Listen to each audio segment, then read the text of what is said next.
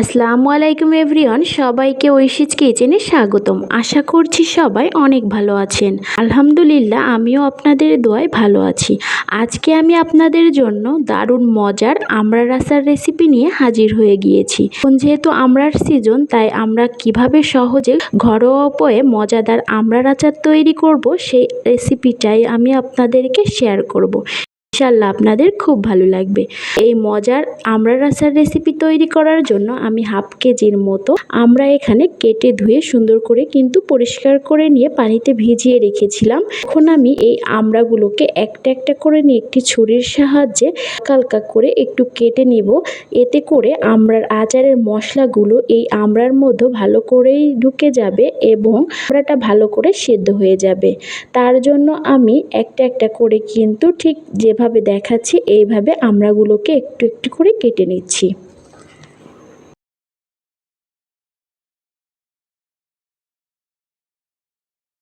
সবগুলো আমড়াকেই কিন্তু খুব সুন্দর করে কেটে নেওয়া হয়ে গিয়েছে। এখন আমি এই আমড়াগুলোকে তুলে নিচ্ছি আর আমড়ার সাথে দিয়ে দিচ্ছি সামান্য লবণ এবং সামান্য মরিচের গুঁড়ো। এখন আমি এই আমড়ার সাথে লবণ এবং মরিচের গুঁড়োটা হাত দিয়ে ভালো করে মাখিয়ে নিচ্ছি। এতে করে লবণ আর মরিচটা ভালো করে আমড়ার সাথে মিশে যাবে। আর এই সম্পূর্ণ কাজটাই কিন্তু হাত দিয়ে করতে হবে, তাহলে কিন্তু আমড়াটা খুবই জুসি একটা ভাব আসবে আর আচারটা খেতেও কিন্তু অনেক ভালো লাগবে। আমি একটু সময় নিয়ে এই মরিচের গুঁড়ো এবং লবণটা ভালো করে আমড়ার সাথে মিশিয়ে নিয়েছি। এখন আমি এই আচারটা তৈরির জন্য একটা মশলা তৈরি করে নেব। তার জন্য আমি একটি কড়াই নিয়ে নিয়েছি, 1 চামচ পাঁচফোড়ন, হাফ চামচ জিরা এবং 1 চামচ কাঁচা সরিষা। এই সরিষাটা নিয়েছি সাদা কালো মিক্স করে। আপনারা কিন্তু যে কোনো এক ধরনের সরিষা দিয়েই এই কাজটা করতে পারেন। মশলাগুলোকে ভালো করে টেলে নিয়ে আমি একটি ছিচুনের মধ্যে দিয়ে দিচ্ছি এটাকে গুঁড়ো করে নেওয়ার জন্য। আপনারা চাইলে ব্লেন্ডারেও কিন্তু এই কাজটা করে নিতে পারেন। যেহেতু মশলাটা আমি একদম গুঁড়ো করব না, হালকা হালকা ছাবা ছাবা রাখবো, তার জন্য আমি ছিচুনির মধ্য দিয়েই মশলাটা কিন্তু গুঁড়ো করে নিয়েছি। এই পর্যায়ে আমি আরেকটি কড়াইয়ের মধ্যে দিয়ে দিয়েছি 1 কাপ পরিমাণ সরিষার তেল, দিয়ে দিয়েছি 2টি শুকনো মরিচ এবং কয়েক কোয়া রসুন, আর দিয়ে দিয়েছি চামচ পরিমাণ রসুন বাটা। আমি এই মশলাটাকে ভালোভাবে নেড়ে চেড়ে একটু ভাজা ভাজা করেই এর মধ্যে অ্যাড করে দিয়েছি হলুদ লবণ মাখিয়ে রাখা আমড়া। আর এখন আমি এই আমড়া আর এই মশলাটাকে নেড়ে চেড়ে ঢেকে দিয়ে প্রায় 5 মিনিট মতো ভাজা ভাজা করে নিয়েছি। 5 মিনিট পরে ফিরে এলাম। এসে কিন্তু আমি এই আমড়াগুলোকে নেড়ে চেড়ে এর মধ্যে অ্যাড করে দিয়েছি গুঁড়ো করে রাখা মশলা। তারপর অ্যাড করে দিয়েছি সামান্য একটু লবণ, সামান্য একটু মরিচের গুঁড়ো। আপনারা চাইলে এখানে মরিচের গুঁড়ো দিতেও পারেন, নাও দিতে পারেন। আমি যেহেতু একটু ঝাল ঝাল করব, তার জন্য আমি আরেকটু মরিচের গুঁড়ো অ্যাড করে দিয়েছি। এরপর কিন্তু আমি অ্যাড করে দিয়েছি পরিমাণ মতো চিনি। আপনারা যে যতটুকু পরিমাণ মিষ্টি পছন্দ করবেন ঠিক ততটুকুই দিয়ে দিবেন। আমি আমার প্রয়োজন অনুযায়ী দিয়ে দিয়েছি। এখন আমি এই চিনিটা আর আমড়াটাকে নেড়ে চেড়ে ঢেকে দিয়ে রাখবো আর দিয়ে দিচ্ছি সামান্য একটু পানি। এতে করে এই চিনিটা ভালো করেই গলে যাবে আর এই আমড়ার সাথে চিনির শিরাটা ভালো করেই মিশে যাবে। তার জন্য আমি ঢেকে দিচ্ছি প্রায় 5 থেকে 10 মিনিট।